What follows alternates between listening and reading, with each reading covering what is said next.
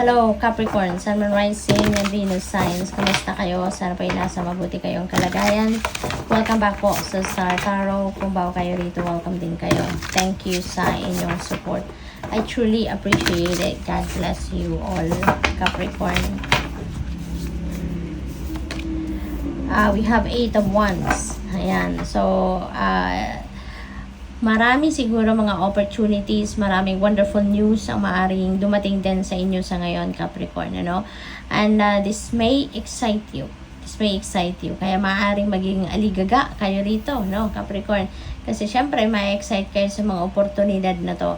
At maaring mabisi kayo, no? At isa pa, this is a fast-moving energy, no? Si 8 of Wands. Kaya maaring kung ano man ang opportunity na to na dumating, may require you to take action right away, no? Yung parang ganon. Kaya kailangang handa kayo, physically, mentally, and emotionally fit and ready dapat kayo, so that you can attend to kung ano man ang opportunity dito right away, no?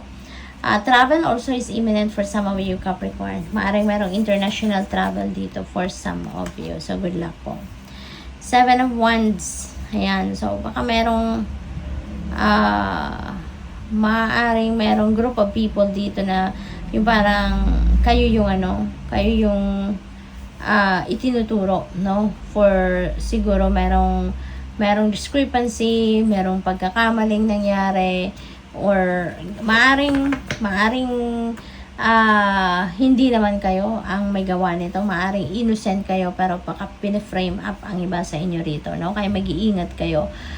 Be cautious sa mga ginagawa ninyo sa trabaho, lalo na kasi baka, ano mo yun, merong naiinggit sa'yo, merong baka gumagawa ng tawag dito, someone is maybe thinking on how they can take you down, no, sa inyong posisyon. Kaya mag-iingat kayo sa inyong mga trabaho, sa inyong mga ginagawa. Okay? Lagi kayong cautious, no? Lagi kayong manigurado, lalo na sa computers ninyo, yung mga ginagamit ninyo, mga ganon, na make sure laging naka-check ang password ninyo, laging naka-close ang computer, ang system na ginagamit ninyo whenever you step away from your desk, yung mga ganon. So, ingat po. Okay? What else? We have 5 of Wands. Ayan. So, may diskusyon, ano? Capricorn. Maaari talagang maraming naiinggit sa inyo rito, sa posisyon ninyo sa trabaho, at maaaring ikaw yung pinag-uusapan. Baka they are making a plot, diba? Kung paano ka ma-take down sa inyong posisyon. Or, baka meron kayong mga naging kadiskusyon dito sa trabaho. Maybe, meron kayong pinag-uusapan na plano, pero hindi kayo magkaintindihan, no? Maybe hindi kayo on the same page, kaya maaaring merong conflict kayo with a group of people. So lagi po kayong mag-iingat, no? Lagi kayong mag-iingat sa mga desisyon ninyo, lagi kayong mag-iingat sa mga sasabihin ninyo, sa moves, no? Sa diskarte ninyo, mag-iingat po kayo. Always be cautious. Maging matalino kayo at maging sigurista kayo, okay? Always cover your butt, kumbaga.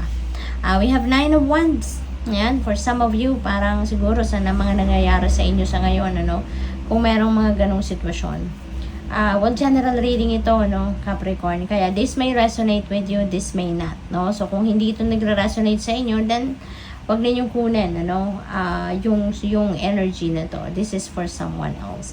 But for those of you, no, na maaring ganun ang sitwasyon, siguro feeling ninyo, parang napapagod na din kayo. 'Di ba? Kasi maaring wala kayong kakampi sa trabaho, wala kayong, yung parang mag-isa lang kayo. As in, hinaharap ninyong mag-isa, no? Yung mga pangungutya siguro sa'yo, or yung mga, ano mo yun, yung mga, mga pang-i-intimidate sa'yo ng mga katrabaho mo, maaaring ganun. Kaya siguro feeling ninyo, pero kaya kung iwanan ko na lang trabaho, hindi nito, no? Yung parang mag-resign na lang kaya ako, maaaring ganun, no? So, Nasa sa inyo yan, Capricorn. Use your own judgment and discernment. Okay? And listen and follow what your intuition is telling you. Ask for guidance from the divine universe kasi it will always lead you. The divine is going to send you a signal or going to send you advice sa inyo through your intuition kung ano ang nararapat ninyong gawin. Okay? So, use your own discernment and judgment. Kayo din, tanungin ninyo yung soul ninyo. Your soul knows kung ano ang best din para sa'yo.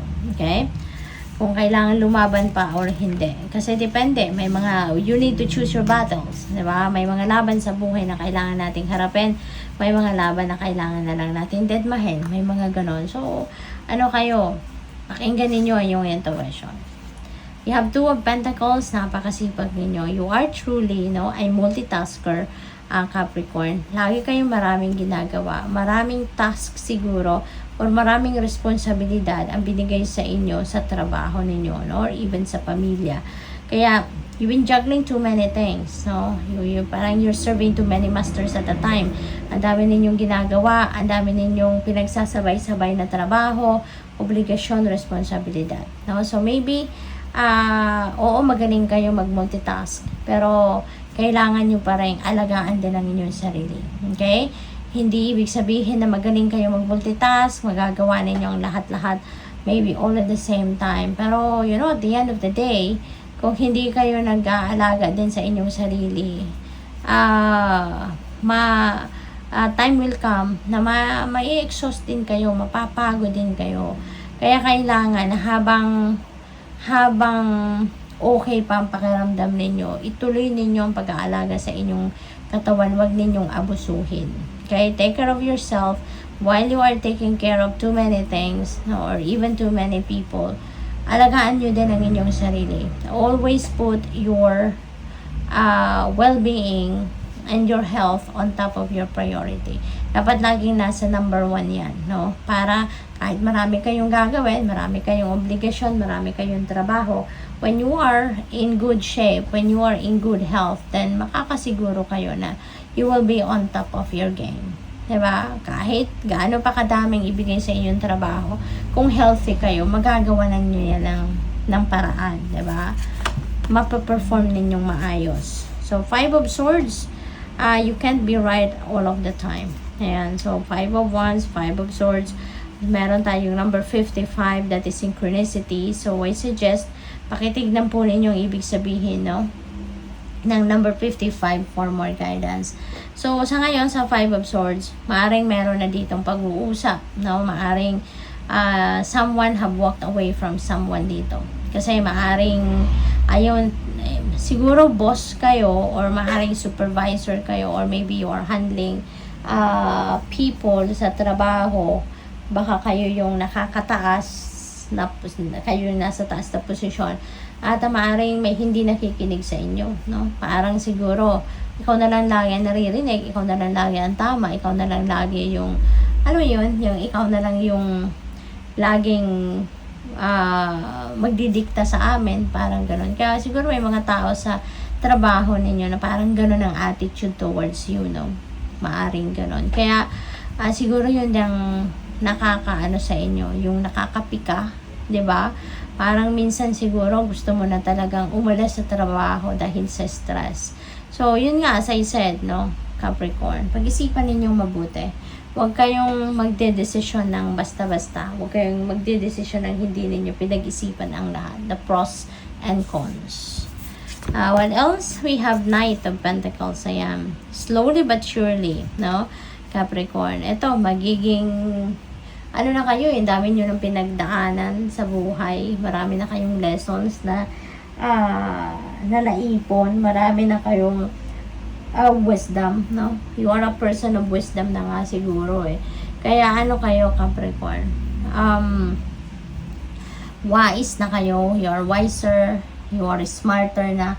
Kaya, gamitin nyo yan to your advantage sa ngayon. Kaya, slowly but surely, ang galawan ninyo dito. Hindi kayo dito basta-bastang magdedesisyon, hindi kayo dito basta-bastang gagawa ng kahit anumang bagay na hindi ninyo pinag-isipan. Kasi, ang dami nyo nang natutunan, no? Ang dami nyo nang lesson sa buhay. Kaya, ngayon, ano na kayo, natuto na kayo, no? Magaling na kayo pagdating sa diskarte.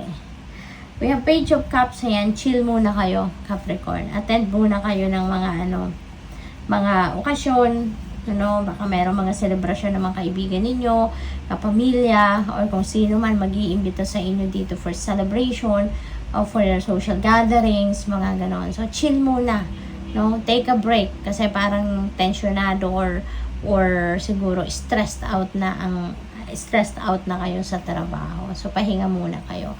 So, good luck. Thank you for watching. Love and light. Namaste.